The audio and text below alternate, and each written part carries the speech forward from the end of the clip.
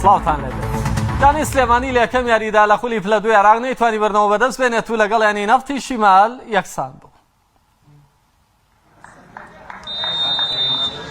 یانەی سلێمانی یەکەم یاری خۆی لە مۆرزەی خولی یانە پلە دووەکانی عێراق ئەنجامدا.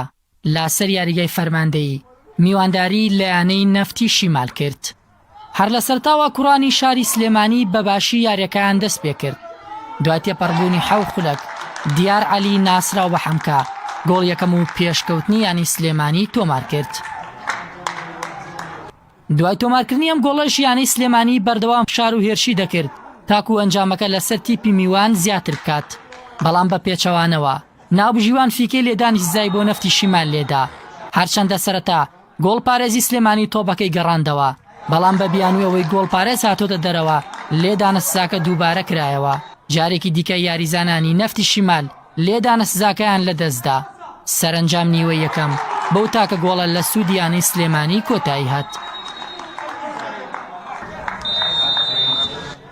لا نیوەی دووەمدا یاریەکە پێچەوانە بوویەوە.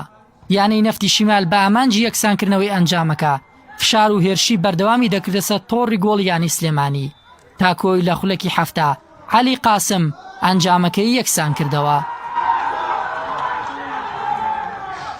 دواتر یاریزانانی سلێمانی دەیانووی زیارەکە لە سوودی خۆیان یەکلا بکەنەوە گۆڵی دووەمیش تۆمار بکەن، بەڵام سەرنجام یاریەکە با گۆڵێک بۆ هەر لایەک کۆتایی هات. بۆ پێیکە ئێمە شەوتی یەکەم یاریشی زۆر باشمان کرد، یعنی چەند فرسەمان بۆ هاو نەمان کرد نەمان قۆزیەوانێت تیبی بەرامبەریشکی لە ساحەکەیە ئەگەر تۆ گۆڵ نەکی کورداری خۆمان گۆڵ لێکرێتەوانێ، بەڵام هەوڵین ئەو شێوازەی کاریمان کردووە شێوازەکەمان هەر بەردەوام بێ، بەڵام بۆ پێیکە ئێمە کاتمان کەم و وەکو عداد و ئامادەکردن یاری دۆستانەوانێ ئیشەڵا هەوڵین ئەو پێگەی و پێگەیی کە هەمانە بە ئیزنی خوا باشی بکەین و تەتویر بایزانەکان ببین کە ئەو فرسانە لیاریان نەسووتێنن ئەویش فرسەکان کە ئەسووتێ ئەگەڕێتەوە بۆ کەمی ئەزمموی یاریزانەکانمان کە یاریزانی شەباب و لاوانن، بەڵام من گرنگی ئەوانتان ئێمەکەتی بێشی باشمانە بێت لە داهاتوو بۆ پێی کە نادی ئەگەر مەرحەلەی دووەم هەر گۆڕانکاریە بکات لە هەر پێگە و جێگەکە ئێمە یاریزانی بازر و باشترێنی، بەڵام لە ئێستا ئێمە یاریزانەکەمان توانیان ئەمنێ ئەبێ بە تەمرین تەتویریان پێبێت. تتعرف أول مباراة بالدوري درجة ثانية یەکەم یاریمان لە خولی پلەدوو بەرامبەر یانەیەکی دیاری وەک سلێمانی ئەنجامدا و ئەمڕۆ لە ئاستی تیپەکەم ڕازی بووم و بێگومان بەدەستێنانی خاڵێک لە یاریگای تیپی ڕکابەر شتێکی باشە و سپاس بۆ خوا یاریزانان تەواو ئەو ئەرکانی پێماندان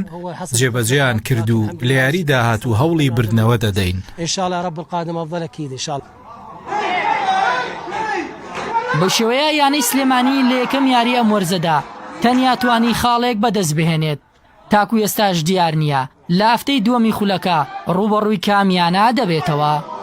مەڕوان تالیب، کەناڵی پەیام، سلێمانی.